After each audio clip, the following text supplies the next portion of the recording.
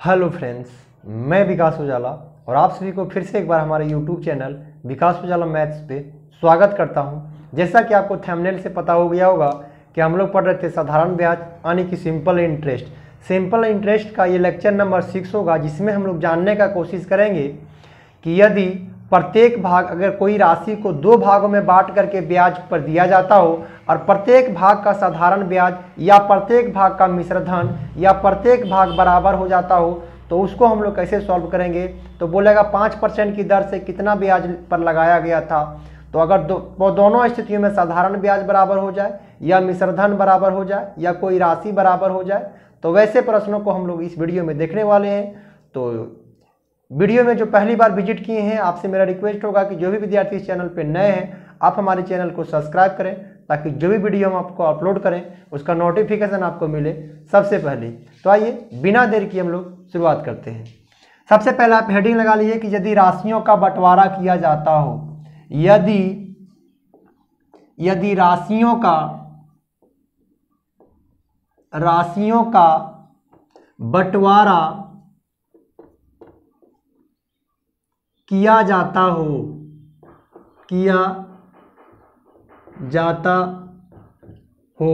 यदि राशियों की बंटवारा किया जाता हो, यदि राशियों को बांट करके साधारण ब्याज पर दिया जाता हो और प्रत्येक भाग का साधारण ब्याज अगर बराबर हो जाता हो, तो वैसे प्रश्नों को हम लोग इस वीडियो में देखेंगे। तो आप हेडिंग लगाए यदि राशियों का बंटवारा किया जाता हो। इसमें से दो टाइप से क्वेश्चन पूछे जाते हैं। एक तो वो हो जाते हैं जब बोलेगा कि दोनों राशियों का साधारण ब्याज बराबर हो जाता हो या तीनों राशियों का साधारण ब्याज बराबर हो जाता हो वैसे, और एक पूछा जाता हो कि इसका मिश्र धन बराबर हो जाता हो। वैसे दो टाइप से क्वेश्चन बनते हैं। तो पहले टाइप के क्वेश्चन में आते हैं। हेडिंग लगा लिए कि यदि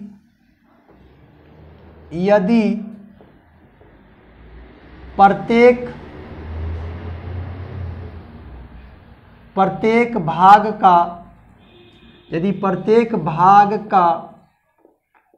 SI समान हो,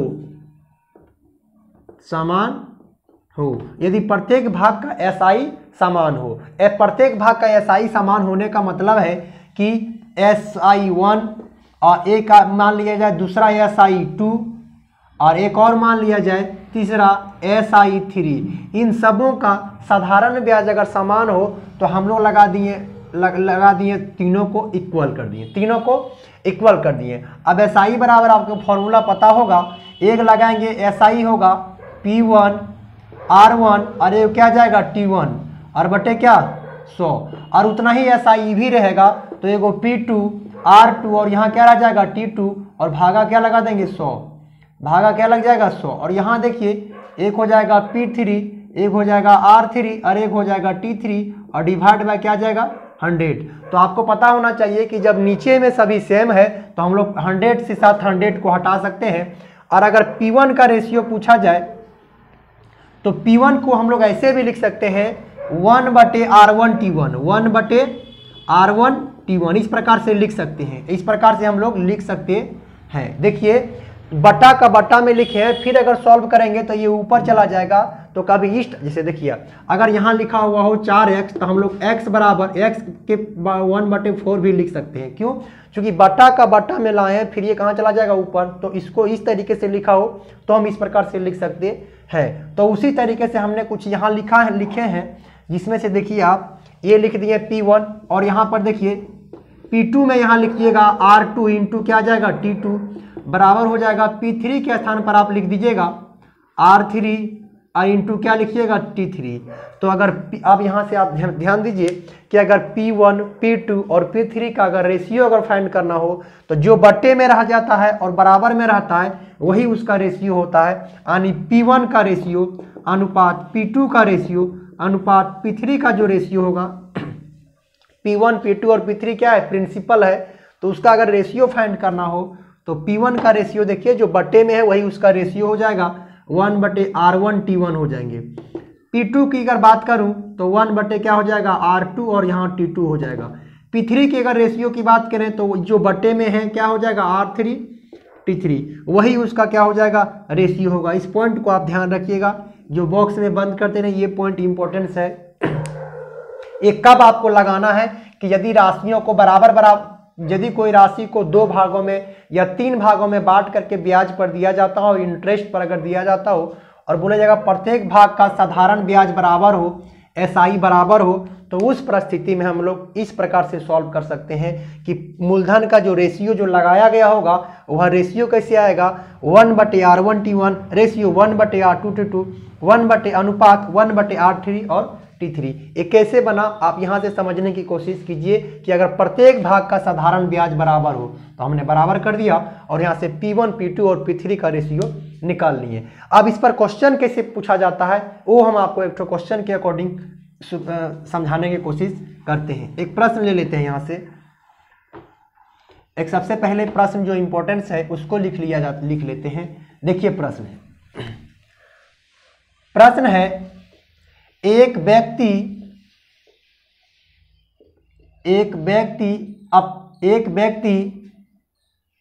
19,800 रुपये की राशि को, एक व्यक्ति 19,800 रुपये की राशि को 3 भागों में बांटकर क्रमशः 3 भागों में बांटकर क्रमशः 10%, 12% एवं 15% की दर से 10%, 12% एवं 15% की दर से 6 वर्ष और यहाँ लिख दीजिएगा आप 6 वर्ष, 10 वर्ष एवं 12 वर्ष, 6 वर्ष, 10 वर्ष एवं 12 वर्ष के लिए 6 वर्ष, 10 वर्ष एवं 12 वर्ष के लिए कर्ज देता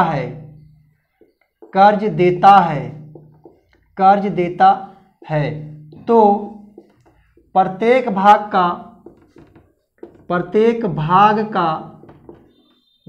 का एसआई समान हो जाता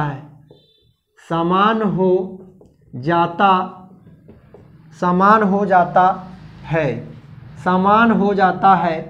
तो 10% की दर से 10% की दर से कितना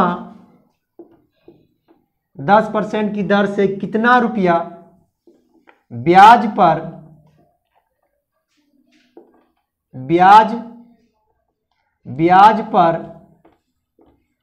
दिया गया था। ये आपसे रहा क्वेश्चन कहा जा रहा है कि एक व्यक्ति 19,800 रुपये की समधन की राशि को 3 बराबर भागों में बांटकर, आपसे यहाँ बोला जा रहा है कि 3 भागों में बराबर नहीं, 3 भागों में बांटकर क्रमशः 8%, 10%, 12% एवं 15% की दर से 6 वर्ष, 10 वर्ष और 12 वर्षों के लिए कर्ज देता है और प्रत्येक भाग का साधारण ब्याज सिंपल इंटरेस्ट बराबर हो जाता है। तो आपसे पूछा जा रहा है क्वेश्चन में कि तो 10% की दर से कितने रुपया इंटरेस्ट पर दिया था, वो आप राशि ज्ञात कीजिए। मतलब राशि का बंटवारा करना हो कि 10% की दर से कितना दिया था, पूछा जा सकता है कि 12% की दर से कितना दिया था, फिर पूछा जा सकता है कि 15% की दर से कितना दिया था। तो यहाँ से आप समझिए इन दिनों का रेशियो आप यहाँ से फाइंड कर सकते हैं। मतलब P1 रेशियो P2 और रेशियो P3 का जो रेशियो हो जाएगा, अभी जस्ट आपको समझाने की कोशिश किए, 1/R1T1 ratio 1/R2T2 ratio 1/R3 और T3। तो रेशियो देखिए यहाँ पर रेट आपको पता है, रेट 10% और इसको 6 साल के लिए रखा गया है, तो 10 इंटू क्या लिखेंगे 6।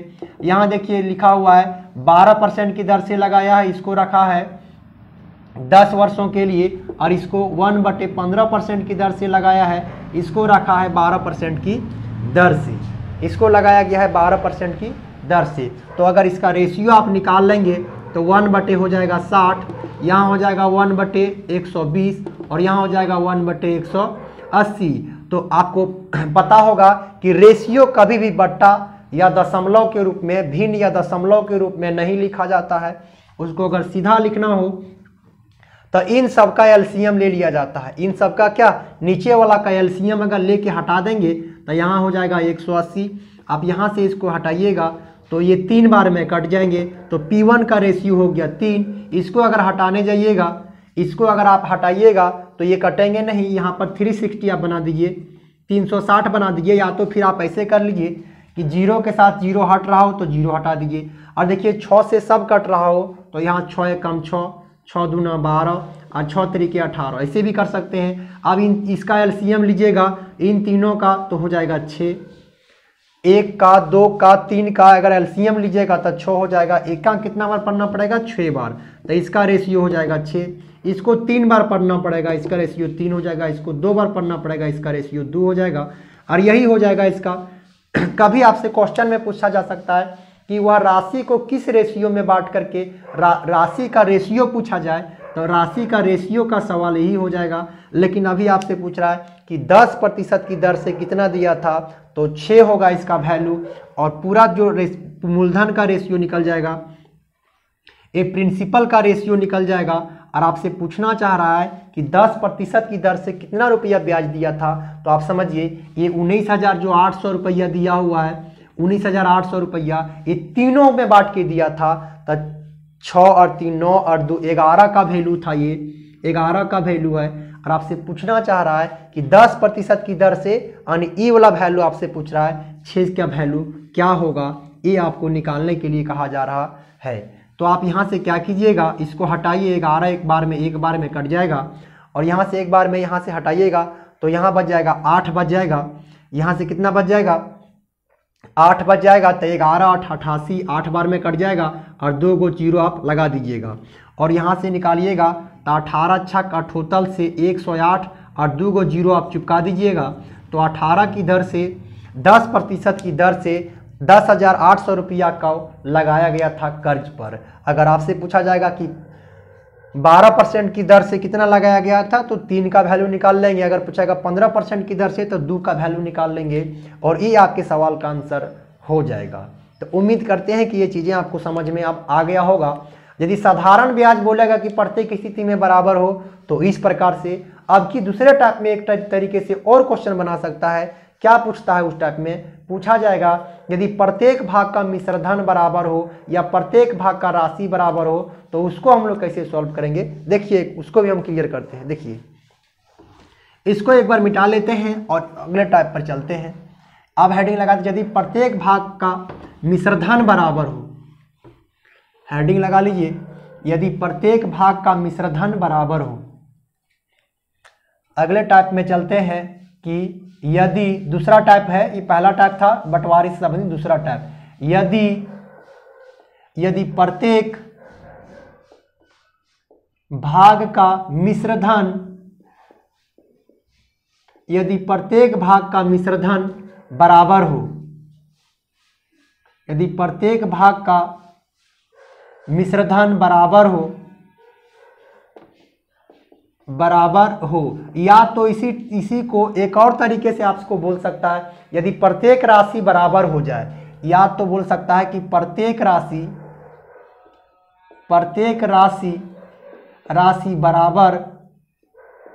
बराबर हो जाता हो।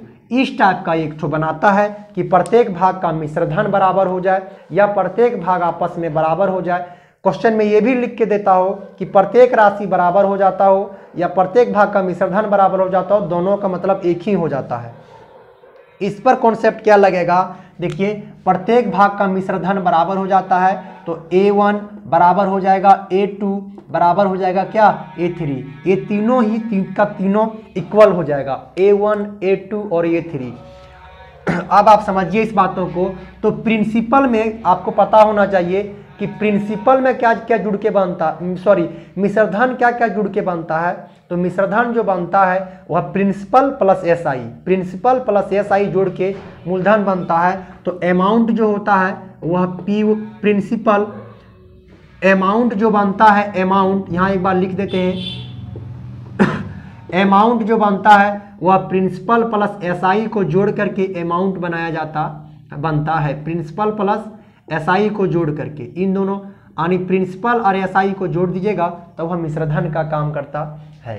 तो आप देखिए अमाउंट के बराबर क्या लगा सकते हैं, यहाँ प्रिंसिपल तो P1 ये होता है मूलधन, और SI का फॉर्मूला क्या होता है P1 R1 T1 बाय क्या आ जाएगा 100। फिर यहाँ पर देखिए इसके बराबर आप इसके बराबर लगाइए, यहाँ P2 और प्लस जोड़ना पड़ेगा R2 T2 और बटे क्या आ जाएगा यहाँ P2 और यहाँ हो जाएगा P2 R2 और यहाँ क्या आ जाएगा T2 अपन में क्या आ जाएगा 100 आ जाएगा, अपन में क्या आ जाएगा 100। प्रिंसिपल को आपको जोड़ना पड़ेगा। और तीसरा कंडीशन है कि P3 के डर लगाएगा तो इसमें जोड़ना है P3 into R3 into T3 और बटे में क्या आ जाएगा 100, बटे में क्या आ जाएगा 100 आ जाएगा। तो ये है आपको पता होना चाहिए ये जो रेशियो जो बना हुआ है ये किसका रेशियो है, तो ये मिश्रधन का रेशियो है। क्योंकि प्रिंसिपल के साथ SI भी उसका जोड़ दिए हैं तो ये मिश्रधन का काम करता है। अब यहाँ से P1 को कॉमन ले लिया जाए, P1 को कॉमन ले लिया जाए तो यहाँ 1 बचेगा, इसको सॉल्व कर दीजिएगा तो यहाँ 100 प्लस P तो बाहर चला गया है तो यहाँ पर R1 और यहाँ T1 बचेगा, R1 T1 और नीचे में हो जाएगा क्या 100 बच जाएगा। आगे देखिए अगर P2 को हम कॉमन ले लेते हैं तो यहाँ बच जाएगा 100 प्लस R2 और यहाँ क्या बच जाएगा T2 और बटे में क्या 100 बच जाएगा। अगर P3 को हम कॉमन ले लेते हैं तो यहाँ बच जाएगा 100 प्लस R3 और यहाँ क्या आ जाएगा T3 और अपन में नीचे में क्या आ जाएगा 100 आ जाएगा, अपन नीचे में क्या आ जाएगा 100। अब पता है कि बराबर रहने के बाद नीचे से नीचे सब कट जाता है तो P1 P2 और P3 का जो रेशियो लिखाएगा P1 रेशियो P2 अनुपात क्या P3। जस्ट अभी समझा दिए थे कि इसको उल्टा करके लिखना है, इसको उल्टा करके लिखना है और उल्टा करके लिखेंगे और वही उसका रेशियो हो जाएगा। तो इसको लिख देना है 1 बटे रेशियो बनाने के लिए 1/100 प्लस R1 T1 और दूसरा रेशियो अगर लिखना हो तो 1/100 प्लस R2 T2। तीसरा अगर लिखना हो तो 1/100 प्लस R3 और यहाँ क्या आ जाएगा T3। तो ये रहा उसका रेशियो लिखने का तरीका कि इस प्रकार से हम लिख सकते हैं। तो P1 P2 और P3 का रेशियो हो जाएगा 1/100 plus R1 T1 1 ratio 1/100 plus R2 T2 1/100 plus R3 T3। अभी आप सीखे होंगे कि अगर R1 T1 सिंपल में रहेगा 100 नहीं जुड़ेगा तब वह मूलधन का हो जाएगा, प्रिंसिपल का रेशियो निकलेगा। और अगर मिश्रधन का नाम ले लेगा या प्रत्येक राशि बराबर होने की बात कहेगा तो हम लोग 100 जोड़ देंगे, R1 T1 में 100 जोड़ देंगे क्योंकि 100 जोड़ने से वह क्या बन जाता है मिश्रधन बन जाता है। इससे SI R1 T1 से R और T से गुना करने पर SI होता है, 100 जोड़ने पर मिश्रधन बन जाता है। इस वजह से पिछला वीडियो में कई वीडियो में हम इसको चर्चा कर चुके हैं कि रेट और टाइम को गुना कीजिएगा तो SI निकलेगा, उसमें से अगर 100 को आप ऐड कर दीजिएगा उसमें से अगर 100 को आप ऐड करते हैं तो मिश्रधन बन जाता है।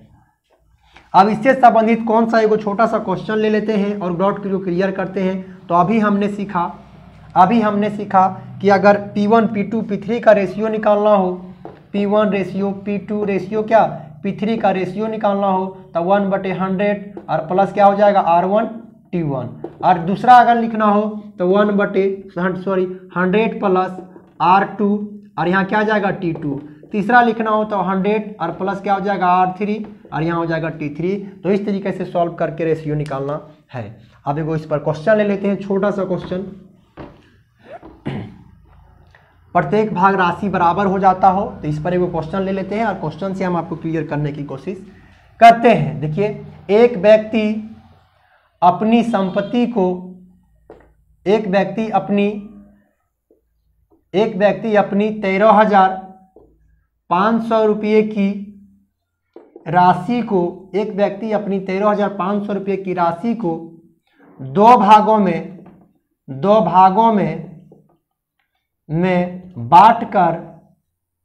बांटकर क्रमशः 10% एवं 8% की दर से 10% एवं 8% की दर से कर्ज देता है, की दर से 3 वर्ष एवं 5 वर्ष के लिए कर्ज देता है, के लिए कर्ज देता है, के लिए कर्ज देता है। तो प्रत्येक राशि, तो प्रत्येक राशि आपस में बराबर हो जाता है, बराबर हो जाता है। तो प्रत्येक राशि आपस में बराबर हो जाता है, या तो कहा जा सकता है कि प्रत्येक का मिश्रधन आपस में बराबर हो जाता है। दोनों का कहने का अर्थ एक ही है। तो 10% की दर से 10% की दर से कितना धन उधार दिया था पूछा जा रहा है। तो 10% की दर से कितना धन उधार दिया था। जब प्रत्येक राशि बराबर होने की बात बोलता हो या मिश्रधन बराबर होने की बात बोलता हो तो दोनों बात एक ही है कि मिश्रधन बराबर हो। तो यहां से हम निकाल सकते हैं P1 रेशियो क्या P2, दो भागों में बांटा है तो 2 लिखें। और अभी जस्ट हम आपको समझाएं कि 100 जोड़ना है और रेट और टाइम गुना करके। तो पहले लगाया है जो 10% की दर से 3 वर्षों के लिए, तो 10 दिया हो जाएगा 30 को जोड़ना है और रेशियो यहाँ जोड़ना है, यहाँ फिर से 100 जोड़ना है और दूसरा का रेशियो लगाया है 8% की दर से 5 वर्षों के लिए, तो 8×5 40 हो जाएगा। 8×5 कितना हो जाएगा 40 हो जाएगा। तो यहाँ से आप इसको रेशियो को कन्वर्ट कर सकते हैं और इस रेशियो को जब आप बनाइएगा तो देखिए 1/, हो जाएगा 130 और यहाँ हो जाएगा 1/, क्या हो जाएगा 140। अब जीरो के साथ जीरो आप हटा सकते हैं तो जो P1 और P2 का रेशियो निकल जाएगा, ये P1 और P2 का जो रेशियो निकल जाएगा, इधर से इधर गुना हो जाता है तो ये हो जाएगा 14:13। 14:13 आप इसका एलसीएम भी लीजिएगा तो यही हो जाएगा 14:13, उलट जाता है इस परिस्थिति में। तो आपसे पूछ रहा है कि 10% की दर से कितना लगाया था, तो शुरू वाला था 10% की दर से, यानी ये वाला। तो आप 14 का वैल्यू निकाल लीजिए, शुरू वाला था 14 का वैल्यू निकाल लिए, यानी P1 का वैल्यू निकाल लिए। तो आप यहाँ से देखिए दोनों मिला करके दिया है 13,500 रुपया में, दोनों ही मिला करके दिया हुआ है 13,500 रुपया में। तो दोनों मिला करके हम कंपेरिजन करेंगे, यानी 13,500 रुपया आपसे लिखा गया है वह दोनों मिला करके, यानी 4 और 3 कितना हो जाएगा 7 और 1 और 2 हो जाएगा। और ये तो दोनों का है तो दोनों को जोड़ के कंपेरिजन करेंगे। और आपसे पूछना चाह रहा है कि केवल हमको 10% की दर से, मतलब ई वाला वैल्यू, फर्स्ट वाला वैल्यू मतलब 14 का वैल्यू आपको निकालने के लिए कहा जा रहा है।